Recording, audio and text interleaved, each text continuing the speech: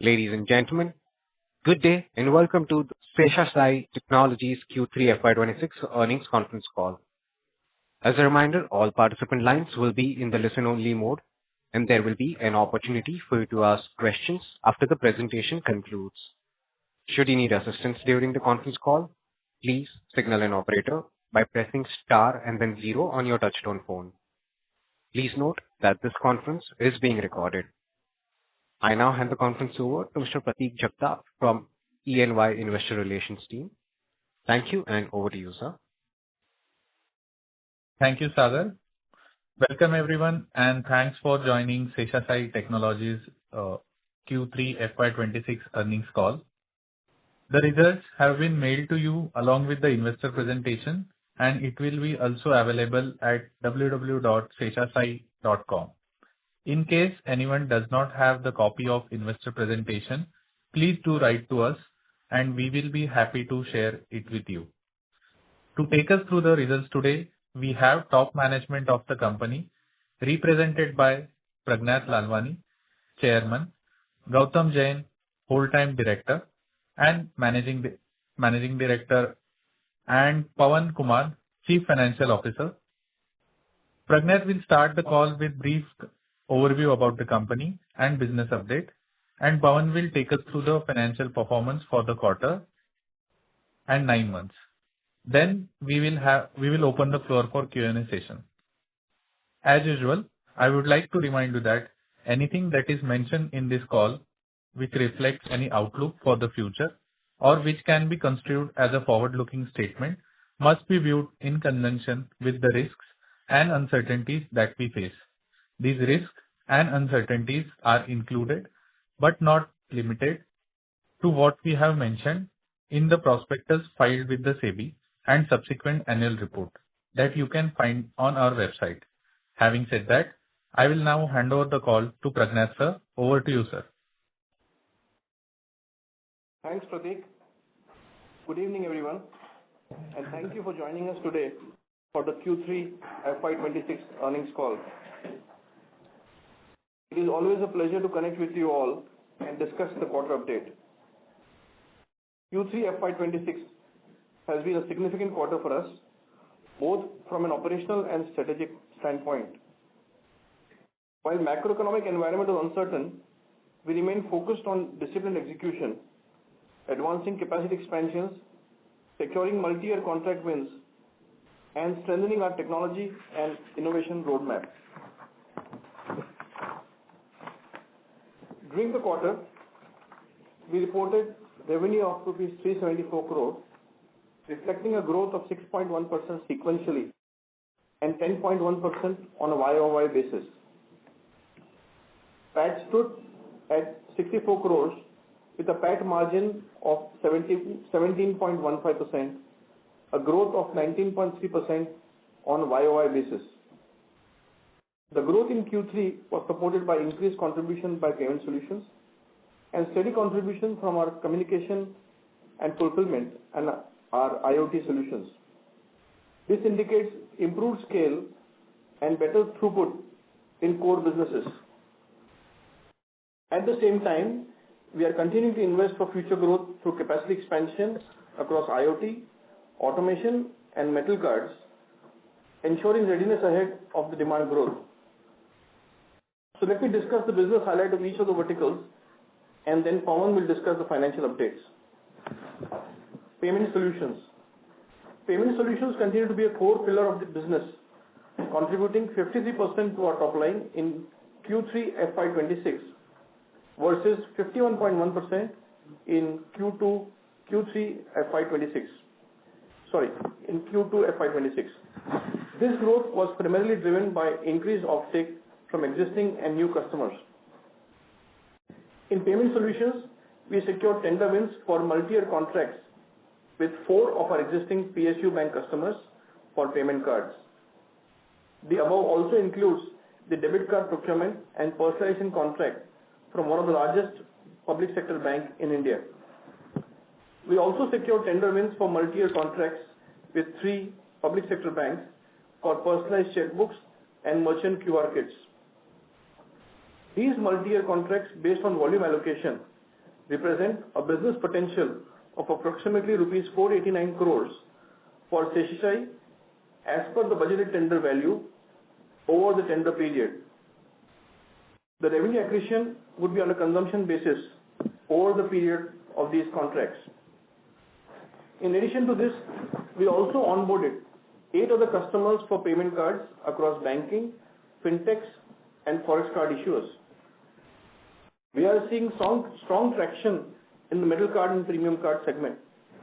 We have been shortlisted by a large European fintech to supply metal and PVC cards globally. This is a very prestigious account and holds good potential. Also, an update from our last earnings call regarding the RFP of the domestic payment scheme for supply of metal cards. We have submitted our bids for this RFP and await next steps. In the payment ecosystem, metal cards have emerged as a powerful symbol of differentiation and loyalty. In India, multiple banks have launched metal cards, predominantly as credit cards, and now banks are taking this trend to debit cards as well to retain and grow the premium banking segment. While volumes remain exploratory, significant growth is expected, driven by aspiration, brand positioning, and higher lifetime customer value. Case in point being, one of the largest PSU bank I mentioned above has also expanded its scope to include next generation offerings such as metal cards, biometric cards, dynamic CV cards, and non-card variable form factors in this new contract. We are seeing rising demand from transit-led projects for interoperable payment cards used in metro and buses. Communication and fulfillment solutions. Our communication and fulfillment segment continued to remain stable and contribute 6.4% to top line in Q3 FY26.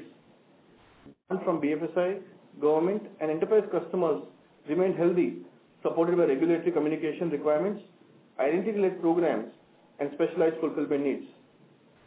Our proprietary software platforms, including the logistics aggregation software, continue to differentiate us in this space and deepen customer stickiness. In communication and fulfillment solutions, we secured tender wins for multi-year contracts with 5 customers across banking and government institutions. These multi-year contracts, based on the value allocation, represent a business potential of approximately rupees 210 crores for Seshaasai as per the budgeted tender value over the contract period. The revenue accretion would be on a consumption basis over the period of these contracts. IoT solutions. In IoT solutions, which is 10.3% of top line in Q3 FY26, adoption of RFID solution continues to expand across industries such as retail, logistics, renewables, and manufacturing. In IoT solutions vertical, we have seen 6 new wins across various sectors in this quarter. Notable among them is a special win for us, which is the largest Indian retail giant, having more than 19,000 stores, for whom we have begun our supplies for 2 of their fashion sub-brands and shortlisted for their major RFID rollout shortly. In retail, RFID has moved from experimentation to execution. Tier 1 large retail format players have already demonstrated how item level visibility drives accuracy, speed, and omni-channel readiness.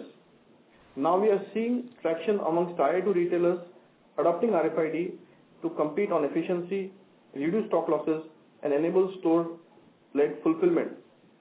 Affordable tag costs and faster ROI cycles are accelerating this shift, making RFID a foundational capability rather than a premier add-on. Seshaasai's unique strength of chip bonding, inlay design, specific use case-based tag manufacturing, its speed and agility has been a differentiator and enabler to help solve customers' problems and offer relevant technology solutions. With large-scale manufacturing of garments moving to India by the global players and the various FTA agreements done by the Government of India, we feel Seshaasai, with its diversified RFID portfolio, is well positioned to capture the opportunity of source tagging or RFID happening from India. It is only due to the diligent efforts of our team that our contributions have been recognized within the industry, and we have been awarded the Partner of the Year at the Intelligent Ecosystem Summit by Avery Dennison. Across sectors, one theme is clear. Visibility is no longer a nice to have. It is mission critical. In logistics and supply chain, the conversation has evolved from beyond track and trace to condition awareness. Sensor-based facility using data loggers, Bluetooth devices, smart sensors is transforming cold chain, pharmaceuticals and high value shipments. Real-time data on temperature, shock, humidity and dwell time is becoming essential to compliance, quality assurance and brand trust.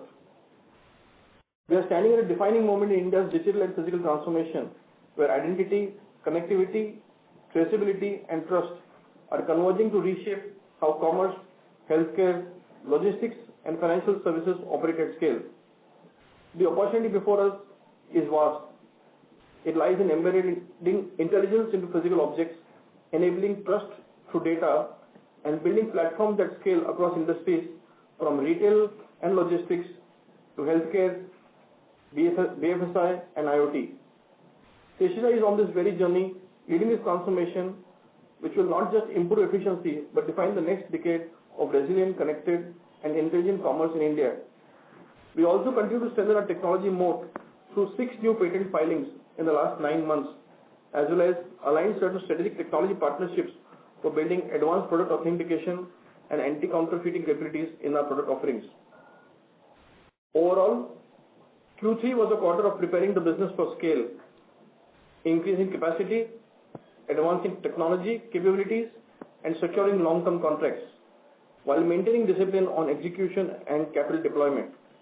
Currently, we have over 200,000 square feet under construction across 4 locations for our new facilities at Bangalore, Nagpur, Navi Mumbai and Kundli for our future business growth. Looking ahead, we are optimistic about the medium to long-term outlook. Historically, the second half of the year, especially Q4, has tended to be stronger across verticals, and we expect this trend to play out in Q4 FY26. With that, I will now request Pawan to take you through the financial and operational highlights for this quarter. Over to you, Pawan. Thank you, Prakash sir. Good evening. Good evening, everyone, and thank you for joining our Q3 FY26 earnings call. Let me start with a quick summary of our performance for the quarter and 9 months gone by. In Q3 FY26, our total revenue stood at 374 crores, up 6.1% quarter on quarter and 10.1% YOY. This growth was primarily driven by steady execution across all verticals, along with traction in the payment solutions business. EBITDA for the quarter came in close to 100 crores with an EBITDA margin of 26.95%, an increase of 316 bps YOY. Our PAT for the quarter stood approximately at 64 crores with a margin of 17.15%, up 133 bps YOY. This growth was led by increased gross margins, lower finance costs, and also higher scale in this quarter. In terms of revenue mix, across our core verticals, payment solutions continued to be the largest vertical, which contributed 53% of the revenue, followed by communication fulfillment at 36.4% and IoT solutions at 10.3% in Q3 FY26. This shows that IoT is now a material vertical contributing to growth and diversification. The top 10 customers contributed almost 63.5% of our revenue, and more than 95.5% of our revenues came from existing customers, showcasing the stickiness of client relationships and strong renewal and repeat business characteristics of our business model. For 9 months FY26, our total revenue stood at approximately 1037 crores, a decline of 5.3% YOY. EBITDA came in at 269.6 crores with an EBITDA margin of 26%, an increase of 140 bps YOY. Our PAT stood at 158 0.57 crores with a PAT margin at 15.3%, up 70 bps YOY. On the balance sheet and cash flow front, we remain well capitalized. As of 31st December 2025, we had cash and cash equivalents of approximately 387 crores. With respect to the IPO proceeds, utilization remains in line with the stated objects of the issue. During Q3, funds were primarily deployed towards debt repayment of approximately 230 crores. With the 70 crores repaid in the previous quarter, the total debt repayment amounted to rupees 300 crores as per the IPO objects. The capital expenditure in this quarter stood at approximately 34.2 crores. The total IPO proceeds utilized were at 346 crores, with about 254 crores remaining to be unutilized, which will be utilized over the subsequent quarters. To summarize, Q3 FY26 was a quarter of disciplined execution while continuing to invest for growth and technology. Our margins, our balance sheet strength, and the diversified revenue base provide a solid foundation as we move into the next phase of growth. Thank you. Over to the moderator. Thank you very much. We will now begin with the question and answer session. Anyone who wishes to ask a question may press star and then one on their touchtone phone. If you wish to remove yourself from the question queue, you may press star and then two. Participants are requested to use handsets while asking a question. Ladies and gentlemen, we will wait for a moment while the question queue assembles. Again, to register for a question, please press star and then one.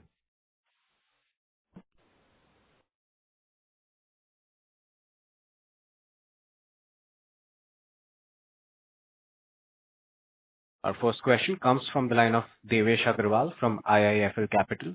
Please go ahead. Thank you for the opportunity, sir, and congratulations on good set of numbers.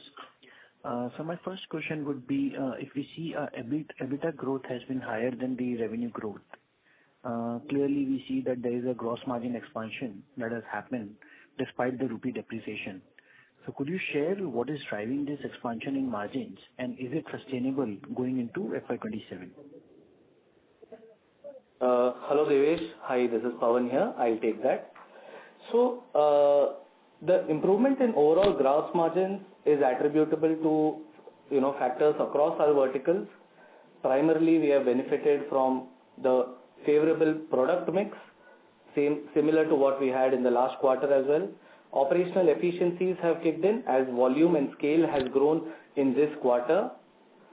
Another part is where on the procurement initiatives, we were able to source from vendors with favorable payment terms and our overall import costs reduced. So there's been an improvement in paper prices and other core raw materials such as chips, etc. in this quarter. We also continue to use in-house manufacturing of our inlays in IoT vertical.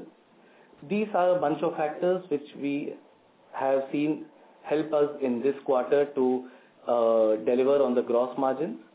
On the overall outlook, we see that we are confident to maintain on a similar range from a 43 to 45% gross margins. However, we are also keeping a close eye on the dollar increase and would see how things move on from here. I hope that answers the question. Sure, sir. So what percentage of our cost is dollar denominated? Approximately 37 to 38% is dollar denominated, which is the imports for various raw materials across our verticals. And you said one of the reasons for favorable gross margin is the favorable product mix. So can you also share the segment-wise gross margins or EBITDA margins for the three segments that we have?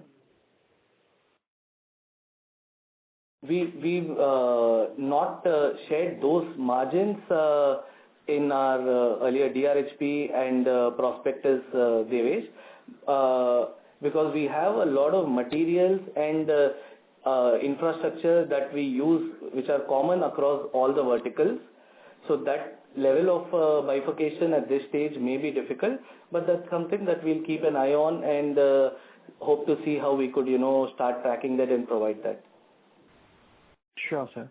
And so if we see these revenues for your three segments, what we see that on a YOY basis, your payment solution has seen a 7% decline, despite overall revenues growing at 10%. So your core segment. So is this decline largely restricted to the lower volumes, or there has been some price moderation as well? Yeah, there is Pragna here. I'll take that. So I think, as we said, that there has been definitely an impact of volume that has been playing around, in terms of the business. So there's a mix. I would say the larger contributor would be the reduction in volume. There has been maybe marginal price corrections as well from few customers. So it's a mix between, I would say, volume and some amount of price correction as well. Right.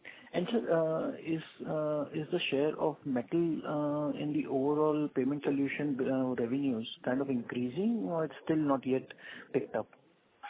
So it's a good question. In fact, what we see here is that in this coming quarter, we have seen a very good order book for the metal cards, and in fact, we are expecting probably the order pipeline for metal cards to build up very well. So I think going forward, though it is a little delayed compared to our expectations, but going forward, we feel metal to be an important driver for business and also for profitability. We are seeing metal card projects coming up from various customers. In fact, you'll be glad to know that right now there are 3 government banks with whom we are discussing good amount of metal cards, which was like something unheard of quite some time before. And at least half a dozen projects that we are working on with customers on metal cards, which are at various stages of sampling and go live. So we feel metal from Q4 onwards and going into the next financial year would be an important contributor to the revenue. And seeing that demand expectations, but also as we said, we're working on a couple of large metal opportunities. One being the domestic RFP, the other being this global fintech that we've been shortlisted with. Also another global player that we're working with. There are some domestic fintechs also. So expecting this itself, we have begun our expansion and investment to probably explore possibilities of also increasing our metal card capacity so that we are ready in time by the time this opportunity really starts playing up. Right. So if you could share... sorry to interrupt. Devesh sir, may we request you to return to the queue for follow-up questions, please? Sure. No worries. Thank you so much. Thank you so much. Yeah. Participants, you wish to register for a question, you may press star and then 1. Our next question comes from the line of Jay Patwa from Vani Financial. Please go ahead. Hello. Yes, sir. Please go ahead. Yeah. Congratulations for a good set of numbers. My query is on payment solution rather than the traditional BFSI, where other segments where we are focusing like metro cards or then the payment variables, whereas like in these theme parks and all. So can you give some color on that? Yes. So see, essentially, just to tell you, there are 2 types of payment instruments that are there. One are closed loop and one is open loop, right? So typically, in many of these payment theme parks, etc., maybe if you see even in Disney World, you have a band or you have a card which is given to you, which is a closed loop card, which is predominantly not regulated by Visa, Master, or RuPay or these global schemes. So it is called as it basically comes as it's probably a card for collection of money, but it doesn't happen to be a payment card in the actual scheme of things. Okay. Now, what we are focusing on is 2 types of opportunities. One is essentially the transit card, which are used essentially by system integrators, by metro operators, and also by banks. So here we have 3 set of customers.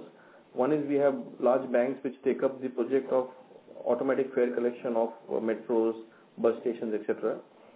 Like for example, you would have seen State Bank of India has a project for Mumbai Metro, right? And we are one of the service providers to them. Similarly, they do it for Chennai Metro, so we are a service provider to them. We also do it with them for multiple metros in Kanpur, Lucknow, Nagpur, etc. Apart from that, you have certain fintech players, who are also taking up projects. So, for example, Delhi Metro has been taken over by one of the small payment banks. So we are basically working with them as well. So on the metro side, there are also certain government programs that we work with, which are again linked to transit, which come in where the free transportation to beneficiaries is treated as a DBT initiative. So there again, we work with a system integrator in one of the states in North India. We'll be shortly starting a program in January, for Maharashtra state with a system integrator for the road transport corporation. So you are very right. Apart from the banks, we continue to look at opportunities where we work with system integrators, we work with fintechs.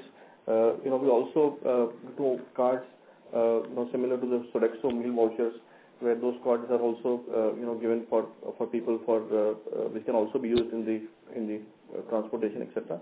So on the amusement theme parks, etc., that probably will be a business opportunity which we are exploring, which comes into our IoT solutions vertical, because it's not regulated as such.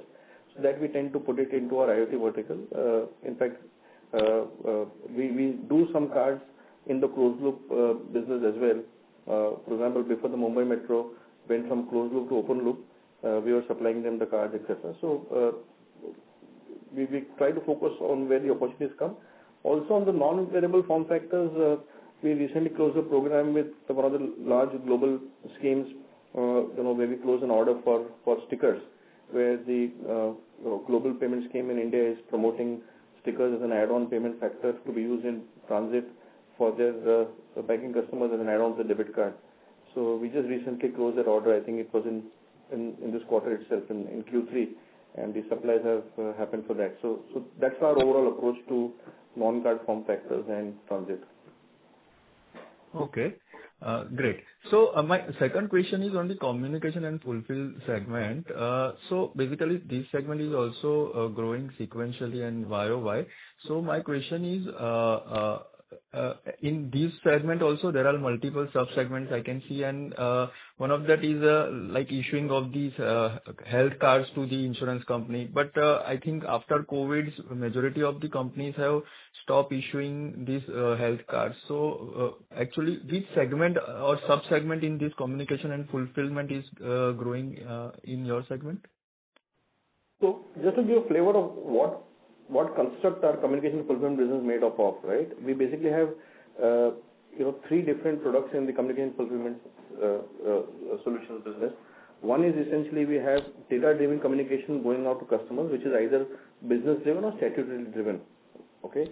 Second is we offer an end-to-end logistics management platform to customers, where customers for whom either we produce a deliverable, or even if there are some other agencies producing deliverable, we offer the aggregation and the whole platform with integration to customers' mobile app and the entire notification, etc., etc. And the third is we have an inventory and order management system platform where we take up the orders for large corporates. So 35,000 bank branches across large banks are serviced with almost 4,000 SKUs from this platform across banks. So what we have found now is that there is a greater degree of consolidation happening because of GST compliances, etc. There's a greater compliance coming in from how cyber security processes are taken care of, how data is being managed by service providers. So our growth in this probably is coming from large enterprises consolidating vendors because their volumes are getting rationalized, giving more importance to process adherence and compliance. And that's where we see the demand coming in for the compliance business. Probably the health card, you're right, a lot of these things have gone digital, but we continue to do in this business the identity card solutions, where we are doing the large citizen ID card project and the tax ID card project, both for the government, which comes into this vertical. But these factors are the factors which is driving the growth in the business. And our logistics management is known as integrated logistics management, which is part of our communication fulfillment solutions vertical, where we have found in the recent past a lot of traction coming in here, and we've really got 4 wins, in fact, of ILMS customers in this last 9 months, and some of them are very substantive. So, together with wins for data-driven communication within the ILMS and IOMS, these are the three contributors to growth in the communication and fulfillment business. Okay. And my last question is on the IoT vertical. So, can you give a flavor that there might be so many competitor in this vertical, unlike your payment solution, there are almost duopoly. So, where as a company we stand, we are definitely growing at a small base, but what is our moat that we can grow at a similar pace in future also? See, it's very important to understand the offering of the IoT business, especially right now, the couple of projects, or I would say almost half a dozen projects that we're working on. See, the IoT business, especially for us, is across multiple sectors, right? We work in retail, we work in renewables, we work for logistics customers, and also we work for manufacturing and others, right? In the retail business, what we have seen is that offering is essentially very critical to the supply chain of the brand. So here we have 3 or 4 critical enablers, right? One is we have a platform which workflow is aligned as per the workflow of the enterprise. There is a tight or a loose integration into their backend systems where the data flows, depending on how the product lifecycle management functions for the brand in terms of how the ordering takes place. We are integrated very closely between the brand owners and the manufacturers. There is a rule engine and a complete workflow basis which the tags are, dispatched to the factories. It's a very, very dynamic and demanding business where turnaround times are very crucial. Also, the execution happens from multiple geographies for us. We execute these projects now from Chennai, Bangalore, and Delhi. Also, a lot of the tags that are produced are not available off the shelf. Quite a lot of them are custom designed by us in our design facility. So we also do chip bonding for those inlays in-house. So what typically if you see, maybe if I will enumerate, right? Number one is you need to have your own inlay design facility. Number two, you need to have your own technical platform to be able to handle this. Third is you need to have the scale of volume that you're able to handle. You need to have multi-locational infrastructure. And more importantly, the credentials to be able to manage this data in a very, very secure manner. Okay? And this is essentially how we feel these are the modes, which have been done. Apart from this, we want going forward, to be a full stack solution provider to the customer, we will offer the tag solutioning, which is important for the source tagging. Then we will offer the middleware software, which is required to integrate the WMS and the ERP. And third is the hardware, which is required for this whole process. So to our mind, as you will agree, no business, there is no competition, right? But from our perspective, with all these attributes which are important and which are built by us as probably differentiators for our business offerings, they would probably offer at least some degree of moat or a good degree of moat to our business, in the IoT offering. Okay. Thank you. Congratulations for your future. Thank you. Thank you. Your next question comes from the line of Nidesh from Investec. Please go ahead. Thanks for the opportunity, sir. Sir, on IoT business, I have a question that how are the trends in pricing per tag, etc., in that business? Yeah, that's a good question, Nidesh. Yeah, so essentially, in the IoT business, the tag cost is probably decided by two things. One is what is the form factor, and second is obviously the cost of the semiconductor and the cost of the inlay, right?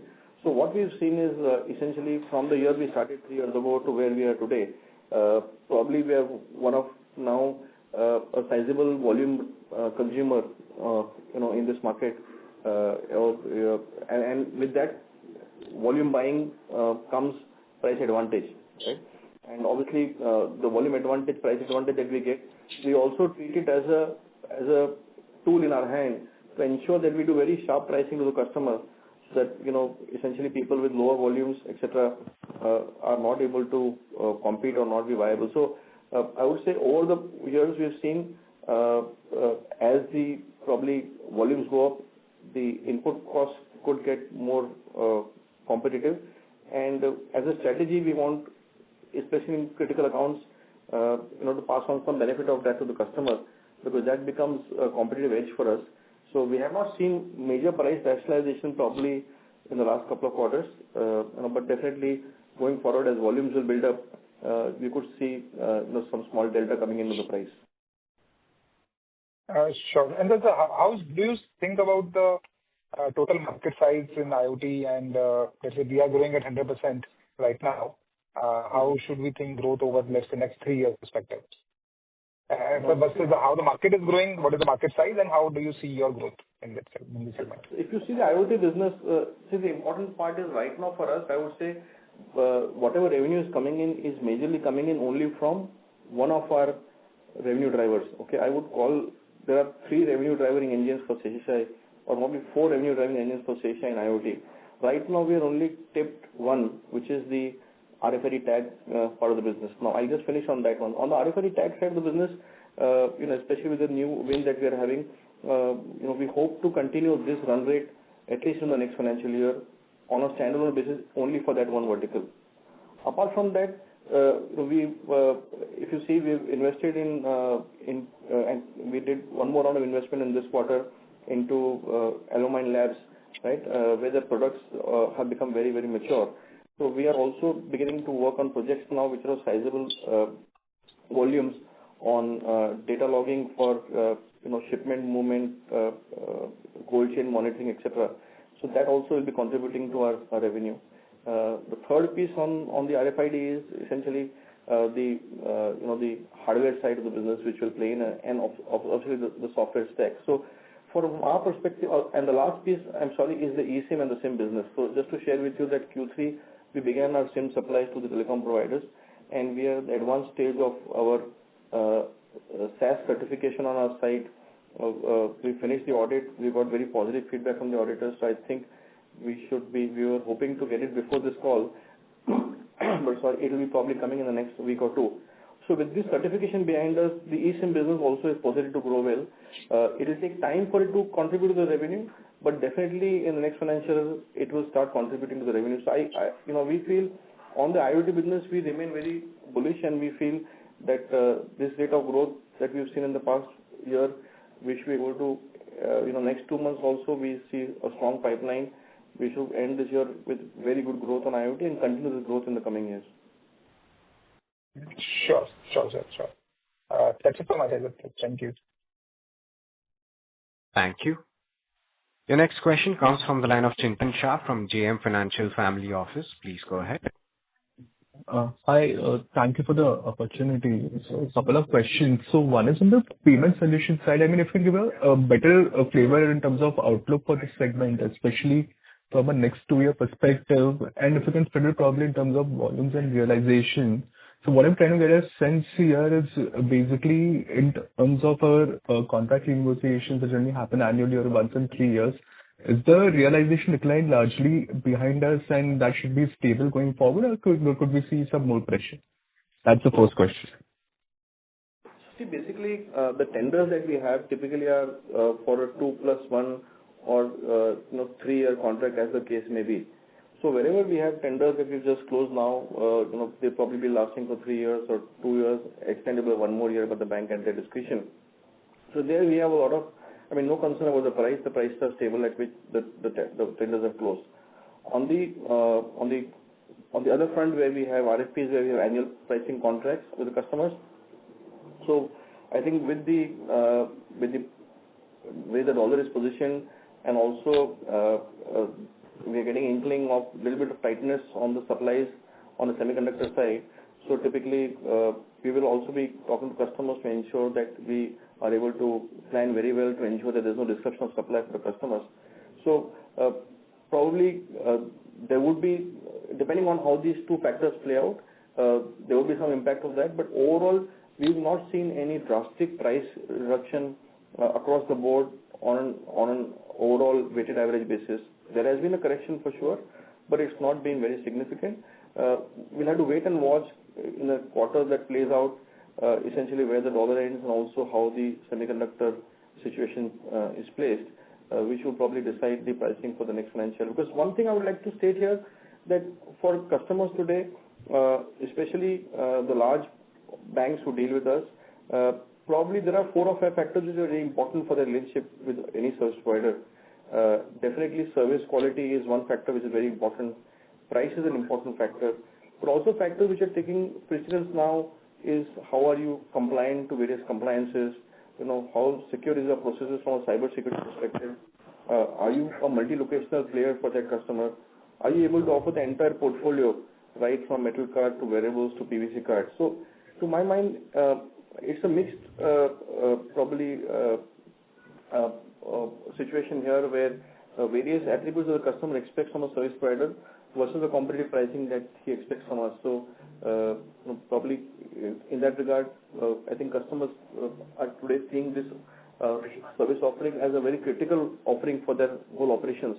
So we probably see a little bit of price inelasticity there, if I may say. But let us see this how it plays out in the next quarter. We don't see any significant price reduction from where we close our contracts as of now.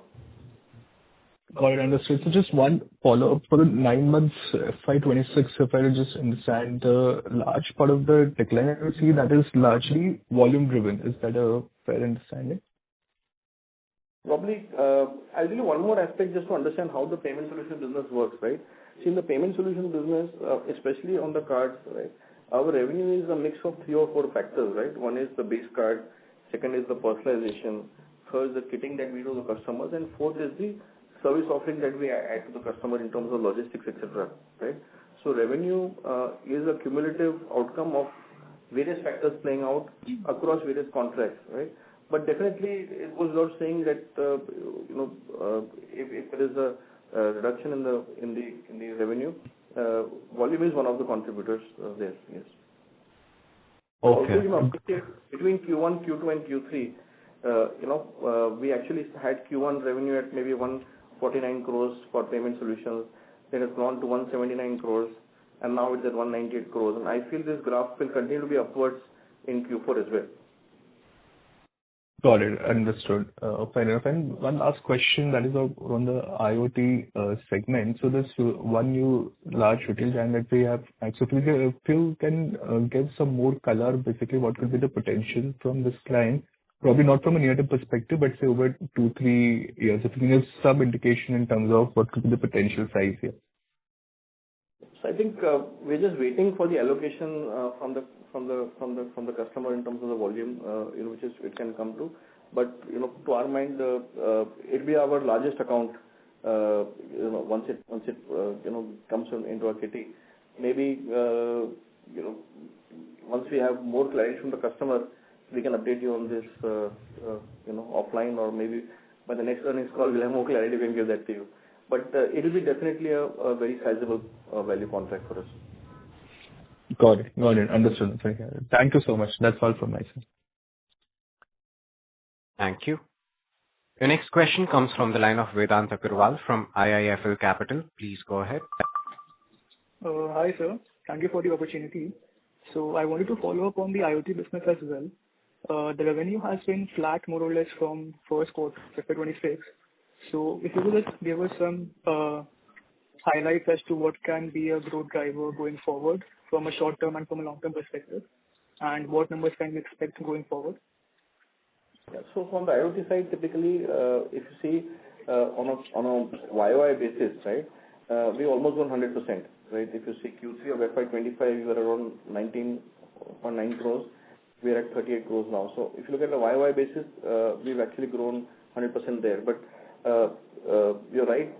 We would have liked to grow much better in this quarter compared to the previous quarter. But one of the predominant reasons for this was the project rollout for our large customers was delayed. So and that's probably going to be happening probably in the next couple of weeks. And what we feel is that whatever probably loss of revenue that we've had or opportunity that we had in the last quarter should be compensated before the end of the financial year is what we are working on. And we expect the Q4 for the IoT business to be also something. A major portion of our IoT business comes from retail. And retail is a little bit seasonal in the sense that they have cycles on which they start manufacturing the garments depending on their winter cycles and summer cycles. So there's a factor which plays out there as well.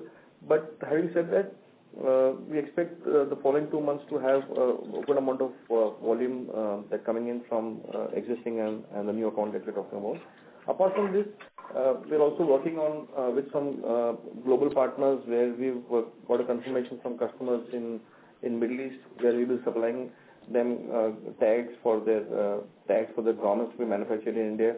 We're also talking to some partners who are nominated agencies for global brands for that fulfillment for them for the tags in India. So I would say I already explained a little bit of my IoT details in the previous question. Maybe that addresses a bit of your query. But in the immediate future, we expect good volumes to be coming in the next 2 months. Okay, so thank you so much for the answer. That helps. Thank you. Before we take the next question, a reminder to all the participants. You may press star and then 1 to ask a question. Our next question comes from the line of Rohit Priyadarshi from Mittal Analytics. Please go ahead. Yeah, hi. Thank you for the opportunity, sir, and congratulations on good set of numbers. Sir, I am quite new to the company, so would like to ask few basic questions. Like on the payment solutions on the banking front, we have 10 out of 12 PSU banks as our customer. So just wanted to understand, like we are doing credit card, debit card, and checkbook printings for these banks. Is my understanding correct? Yes, go ahead. Yeah. Yeah. And sir, on the insurance front, also I'm sorry, I'll just clarify here. See, our offerings to public sector banks are about 3 or 4 major offerings. One is we offer checkbooks to banks. We offer debit and credit card to banks. We also offer welcome kit to banks, where we combine the card and the checkbook and send the welcome kit to the end customer. We also have a inventory order management platform where we offer stationery and collateral fulfillment to the banks, right? And we also offer merchant QR code to banks for their payments, etc. And we have a logistics management also that we offer to the banks. For some banks, we also do the statement printing. So when we say 10 out of 12, which means that these banks are availing of at least one of these service offerings that we have.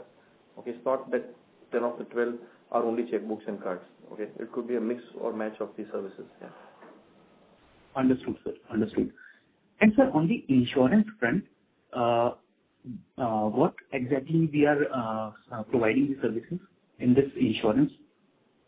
Yeah, so see, we've been in the insurance business offering services for customers for the last 22 years now. So this whole product offering and our relevance and size of the business has seen, I would say, it's come a complete cycle now. So today for the life insurance customers, we offer the policy printing for the customers. We offer non-policy communication like renewals, reminders, notices, etc. And also we do a little bit the same for the general insurance companies. For some, we also offer the logistics services. So this business, obviously, over the years, due to digitization, has got rationalized. We also offer digital communication to the customers, where we send out email statements, some WhatsApp updates, SMS notification, etc. So depending on the customer's need today, for us as a service provider, we offer services from this bouquet for the customer's needs. But we still have retained relationship with those customers over the last 2 decades, because these are customers sitting on very large customer base, and any compliance communication that needs to go out has to go out in a physical form. So we have spurts coming now and then for that compliance communication which needs to go out. Understood, sir. And sir, when we say we also provide services to the government in the form of tax IDs, so are we saying that we do printing of that PAN card or something? Yeah, exactly. Oh, sir. Okay, got it. And the last question would be, out of our payment solution, communication segment and IoT segment, which segment would be the more margin lucrative for us? I would say the payment solutions and the IoT solutions are almost similarly placed on margin. Okay. Okay. Sure, sir. Thank you so much, sir. That is all from my side. Thank you, sir. Thank you. Participants, if you wish to register for a question, please press star and then one.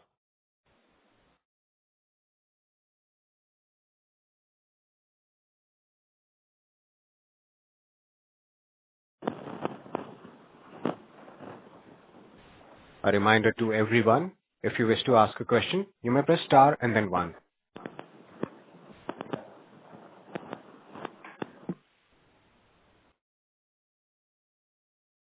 As there are no further questions from the participants, I now hand the conference over to the management for closing comments. It's been a pleasure interacting with all of you today. We appreciate your continued trust and support. Thank you.